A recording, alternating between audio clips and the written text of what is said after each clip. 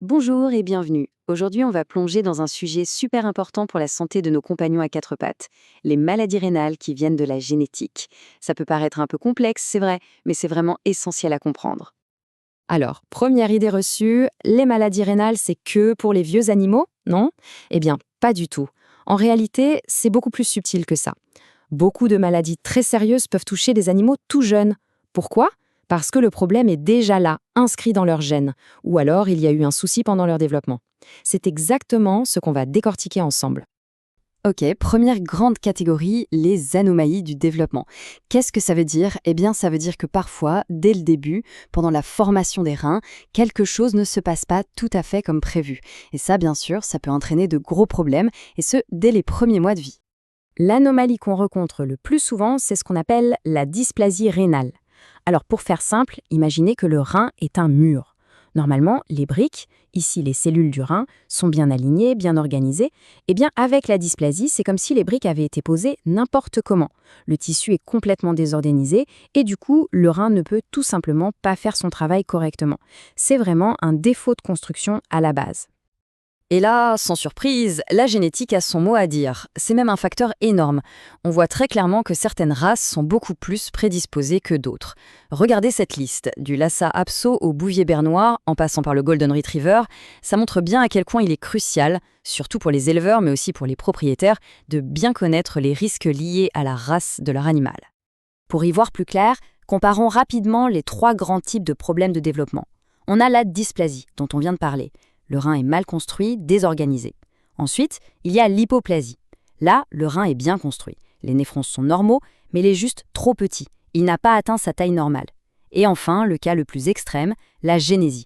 C'est l'absence totale d'un rein, ou même des deux, ce qui bien sûr n'est pas viable. Allez, on passe à la deuxième grande famille de maladies, les maladies kystiques du rein. Ici, le problème est différent. Le rein a été bien construit à la base, mais avec le temps, des sortes de poches remplies de liquide, ce qu'on appelle des kystes, commencent à apparaître et à perturber tout son fonctionnement. La plus célèbre de ces maladies, c'est la maladie polykystique des reins, souvent abrégée PKD. Pour se faire une idée, il faut imaginer que des dizaines, parfois des centaines, de petits kystes se forment et se mettent à grossir tout doucement à l'intérieur des reins. Et petit à petit, ils grignotent l'espace, ils remplacent le tissu rénal, qui lui est sain et fonctionnel. C'est une sorte d'invasion lente et silencieuse qui finit par complètement étouffer le rein. Et encore une fois, qui est le coupable? La génétique, bien sûr. C'est fascinant de voir comment ça fonctionne. Par exemple, chez le chat persan et le bull terrier, la maladie est dominante. Ça veut dire qu'il suffit qu'un seul des deux parents ait le gène pour le transmettre. C'est tout. Par contre, chez le cairn terrier, c'est récessif. Là, il faut que les deux parents soient porteurs du gène pour que la maladie se déclare chez les petits. C'est une nuance très importante. Maintenant, attention, il y a un autre type de kyste un peu spécial, le pseudokyste périrénal. La grosse différence, c'est où il se trouve. Le liquide ne s'accumule pas à l'intérieur du rein, mais tout autour, comme s'il était coincé entre le rein lui-même et son enveloppe, sa capsule. Et pourquoi on dit pseudo, c'est-à-dire faux kyste? C'est une bonne question. Eh bien, c'est purement une histoire de structure. Un vrai kyste a une paroi bien définie, tapissée par un certain type de cellules. Le pseudokyste, lui, n'a pas cette paroi spécifique. C'est une petite subtilité de biologiste, mais ça explique le nom. Bon, on a parlé des problèmes de construction, des problèmes de structure. Maintenant, on va zoomer encore plus. On va aller voir la mécanique de précision à l'intérieur du rein, son incroyable système de filtration. Parce que parfois, le rein a l'air parfait de l'extérieur, mais à l'intérieur, la machine à filtrer est cassée. Et c'est, encore une fois, à cause d'un défaut génétique. C'est ce qui se passe avec les glomérulopathies.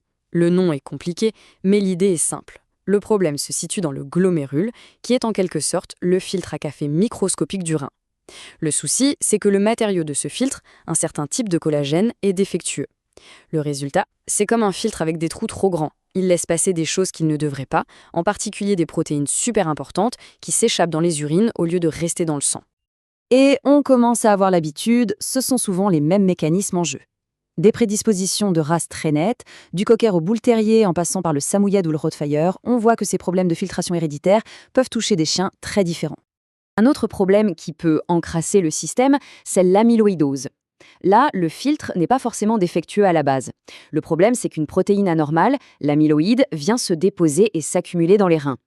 Imaginez que de la saleté vient progressivement boucher les filtres et tout le reste de la tuyauterie. Ça finit par tout bloquer. Et cette accumulation peut aussi se faire dans d'autres organes, comme le foie.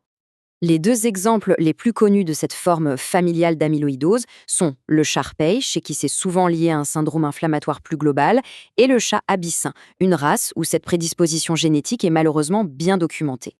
Et enfin, un dernier exemple de problème de fonctionnement, la cystinurie. C'est une véritable cascade de problèmes. Étape 1, un acide aminé, la cystine, est filtré normalement par le rein, pas de souci. Étape 2, le rein est censé la réabsorber pour la garder dans le corps, mais à cause d'un défaut génétique, il n'y arrive pas. Étape 3, la cystine se retrouve donc en trop grande quantité dans l'urine. Étape 4, la conséquence logique, comme elle ne se dissout pas bien, elle forme des cristaux, puis des calculs. Et ça fait très mal. Et ce qui est vraiment intéressant, c'est qu'il n'existe pas une, mais bien 3 formes de cystinurie chez le chien, avec des modes de transmission différents. On a le type 1, récessif, le type 2, dominant, et puis le type 3 qui est super particulier. Pourquoi? Parce qu'il est dépendant des hormones mâles, les androgènes. Ça veut dire qu'il ne touche que les mâles non castrés. Et ça change tout pour la prise en charge, car la stérilisation devient une partie clé du traitement. Ok, on a vu plein de causes différentes, des problèmes de construction, des kystes, des filtres qui fuient, mais au final, la question la plus importante, c'est comment on s'en rend compte. Car peu importe la cause de départ, toutes ces maladies mènent souvent au même point final, l'insuffisance rénale chronique. Et donc, quels sont les signaux d'alarme à avoir en tête? Le duo classique, vraiment le plus fréquent, c'est l'animal qui se met à boire beaucoup plus et, logiquement, à uriner beaucoup plus. Mais ce n'est pas tout. Une perte de poids inexpliquée, de la fatigue, une perte d'appétit, une mauvaise haleine, ou même, chez un très jeune, un retard de croissance. N'importe lequel de ces signes doit allumer une petite lumière rouge et motiver une visite chez le vétérinaire, sans tarder. Bon, et une fois chez le vétérinaire, comment fait-il pour y voir clair dans tout ça? C'est un vrai travail d'enquêteur. Il va falloir rassembler tout un tas d'indices pour reconstituer le puzzle et comprendre ce qui se passe. Le point de départ, c'est de collecter toutes les infos. La race de l'animal, son âge, les symptômes observés à la maison. Ensuite, bien sûr, on passe aux examens. Une analyse de sang et une analyse d'urine. C'est la base pour confirmer que les reins sont bien en souffrance. On va regarder des choses comme l'urée, la créatinine, et un marqueur plus récent et très utile, la SDMA, qui peut nous alerter très tôt. Mais attention, ces analyses nous disent que le rein souffre, mais pas toujours pourquoi. Pour avoir le fin mot de l'histoire, surtout quand on suspecte une malformation comme la dysplasie rénale, il n'y a qu'une seule façon d'être sûr à 100%, c'est la biopsie. On prélève un tout petit bout du rein pour le regarder au microscope. C'est vraiment ça qui permet de poser le diagnostic de certitude. Et une fois qu'on a le diagnostic, qu'est-ce qu'on fait? C'est là que c'est parfois difficile. On ne peut pas réparer un rein qui a été mal construit, ni changer un gène défectueux. Donc tout le traitement va consister à gérer les conséquences de la maladie, c'est-à-dire l'insuffisance rénale. L'objectif numéro 1, c'est de freiner la maladie autant que possible et surtout d'offrir la meilleure qualité de vie possible à l'animal. Et tout ça, finalement, ça nous amène à une question de fond. Quand on voit à quel point toutes ces maladies sont liées à des races spécifiques, à la génétique, la vraie question c'est: est-ce que l'avenir ne se trouve pas dans la prévention? Est-ce que les tests génétiques, une sélection beaucoup plus attentive des reproducteurs, ne sont pas la solution pour que demain, moins d'animaux naissent avec cette épée de Damoclès au-dessus de la tête? C'est une piste de réflexion passionnante sur le futur de l'élevage et de la médecine vétérinaire. Merci beaucoup pour votre attention.